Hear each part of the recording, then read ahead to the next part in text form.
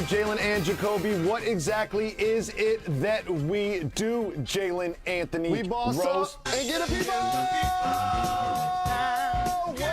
what they want. Very special episode of Jalen and Jacoby today in advance of the Michigan Wolverines' big Sweet 16 game tomorrow. Who's joining us on the program right now, Mr. Rose?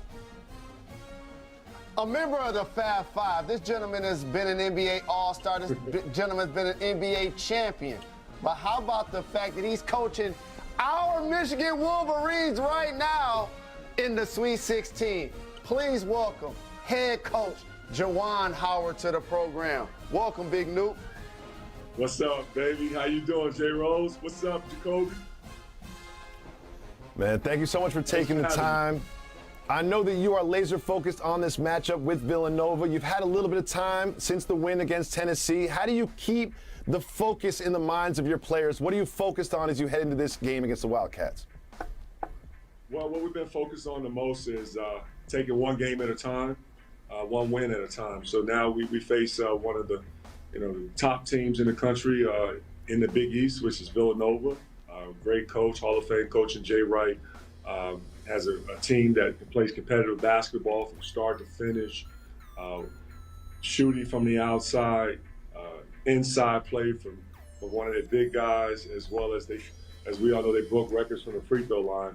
They're one of the most disciplined teams that you can call in college basketball because of the coach being as very detailed, Hall of Fame ways. So, Juwan, at the end of the Tennessee game, 22-8 run to close that out. Can you acknowledge what was the difference in getting that big win that now leads us to the Sweet 16? Well, it started with, our guys did an amazing job of taking care of the basketball. Also, like on the defensive end, being able to get stops when needed. And also on the offensive end, being patient and going through our guy, Hunter Dickinson, as well as Eli Brooks, making big plays for us down the stretch as well. And I really give credit to our team as far as how they kept their mental stability during the times when, in the first half, when things wasn't going our way, when we turned the ball over 9 times. But then coming in at halftime and trusting and taking ownership of it and not holding their heads down, but also being able to apply it in the second half with the adjustments that we made with me and my staff on what will give us the best chance to have a better half and then also give us the best chance to win. So our players has really bought in throughout the year, trusting one another, but then also starting with day one and July 1st and just getting themselves uncomfortable and understanding that no matter what, you got to keep playing for 40 minutes until that buzzer sound. one of the things that makes March Madness so magical is just the emotion that's in the building amongst the fans and amongst the players. And that emotion boiled over for the Tennessee Volunteers' Kennedy Chandler at the end of the game, and you embraced him. Can you tell me about that exchange? Well, having played the game before and, been to, 2 Final Fours, 2 championship games, been a player, been through 3 Elite Eights, but haven't had an opportunity to win that special moment. And Kennedy has been a competitive guy as he is, super talented, high character young man. I seen him as we were going through the line when I was ready to shake his hand, and I saw tears get ready to roll down his eyes. So at that moment, being a father, also being a coach, but I had no opportunity but to do whatever I can to help him through that moment. So I just try to wish him some words of encouragement, but also console him and let him know that I love him. I understand what he's going through, but I will support him throughout his career because Kennedy is one of the best guards in college basketball. But then not only that, like I mentioned earlier, I haven't known a family, come from a great family. He's a fine young man with high character. And after that moment, Juwan, the celebration not only was on the floor with Macy Edward Christopher III and Ray Money Jackson, but also in the locker room with your players. What was it like to be able to be embraced by the Michigan family as we head to the Sweet 16? Well, first I want to start with the first game, Colorado State. When we played against a very good Colorado State team, and that final buzzer and to see you at the game, that was a surprise to me. So that was one of my most happiest moments. And then after we won that game and received a call from Ed text from Chris that he will be present, he's going to come to our second game, and then to know that he had brought Ray, I had no knowledge at all that Ray was coming. That was a big surprise.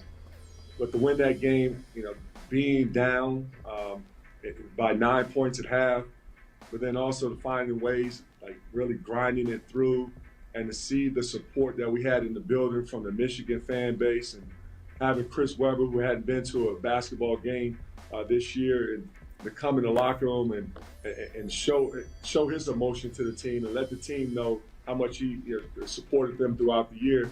It meant a lot to me, but it wasn't all about me. It was about our team and about our staff. As far as that Michigan family, what we've been talking about is real, and that support has been real throughout the year. So we appreciate you guys, man. I love you guys for all the support you've given, not only just myself, but the entire team. Love you too. Absolutely. And Juwan, even though I'm not on the staff, I've done a little scouting, Coach, and I have to ask you a couple of questions about a couple of players on Villanova in particular. Starting center, Eric Dixon, and also their big Jermaine Samuels. Want to ask about those guys. And also, they're 9-0 when Gillespie scores 20 or more. How do we contain this artillery? Well, that's a great question. Dixon is one of those bigs that have been counted out. It's been called undersized, and I'm sure he used that as fire. And he's a competitor. So when you look at a guy like Hunter, he's going to, look forward to competing against Hunter because he's heard a lot about, Hunter Dickinson throughout, his years playing in college basketball because Hunter's had a lot of success. Samuels is one of those guys that a lot of people don't talk about, but everyone in the Big Ten know that this kid is a player. He can shoot the ball from the outside. He's also as good as off the bounce with his athleticism, and he's tough. He's a tough-nosed competitor.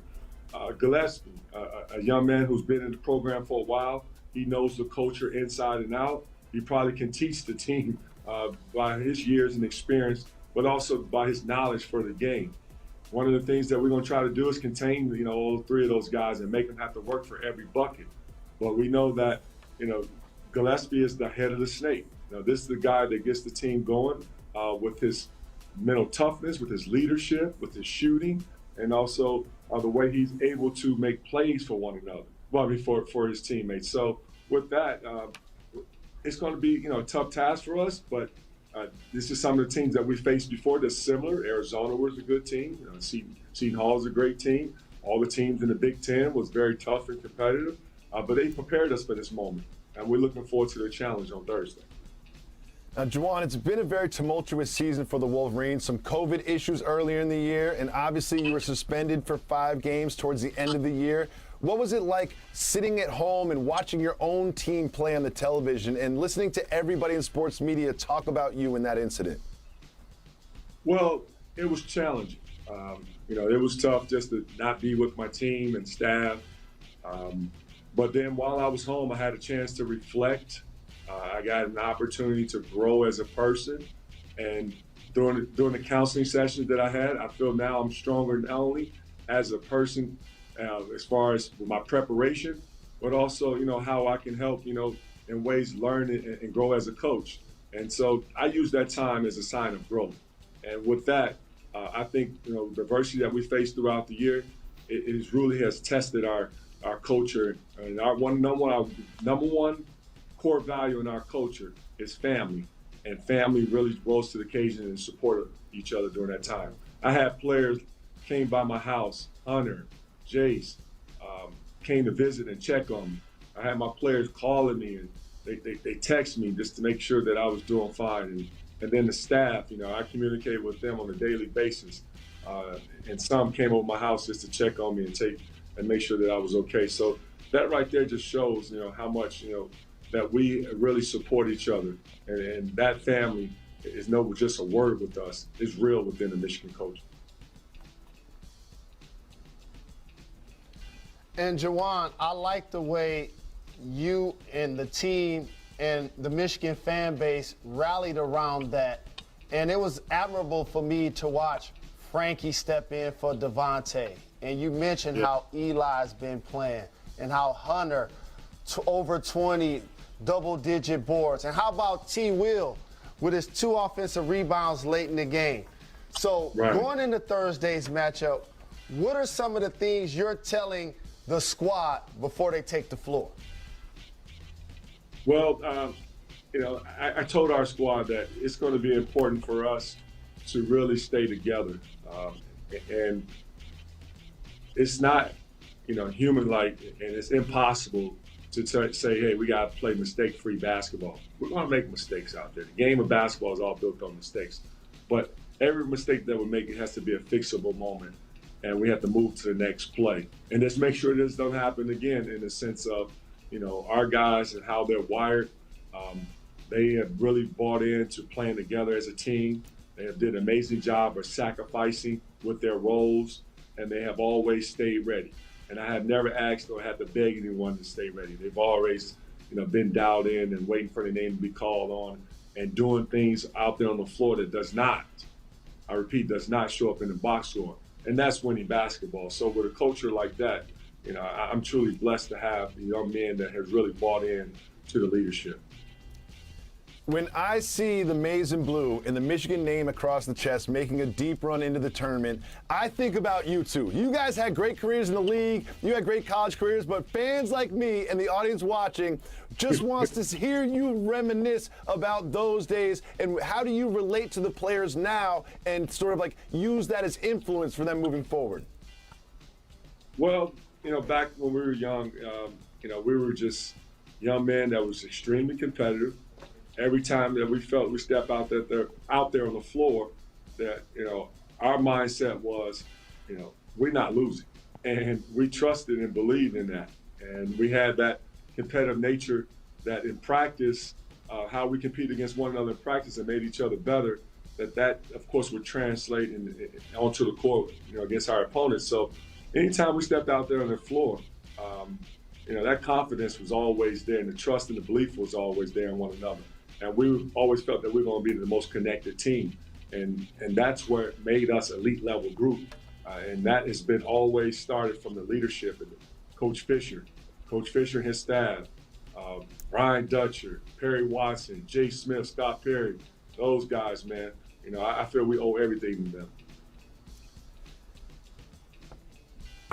Thank you so much. And Juwan, I must say this before we let you go, and I appreciate you taking the time to join the show. I'm going to do a little coaching here. Hey, fellas, play without fouling. Nova likes to get to the line. Play without fouling. And Houston's going to make a couple of threes. This is a special team. I think you're lining it up for a special run, and we're looking forward to following your progress as we continue to advance, hopefully, in the NCAA tournament. I love you, my brother. Thank you for joining the show. Man, thank you, Jay. Thank you for always supporting me and the staff and the players. Your support has been real from day one. I love you, love your family, and Jacoby, you are, we have, of course, adopted you into the family. So, brother, thank you guys for all you have, man, in supporting the Michigan program. Thank you so much, Coach. Much more coming from And no Jalen doubt, Jacoby. Jimmy King gonna be there with me, my brother. We're gonna be standing on chairs with Janine rooting for y'all.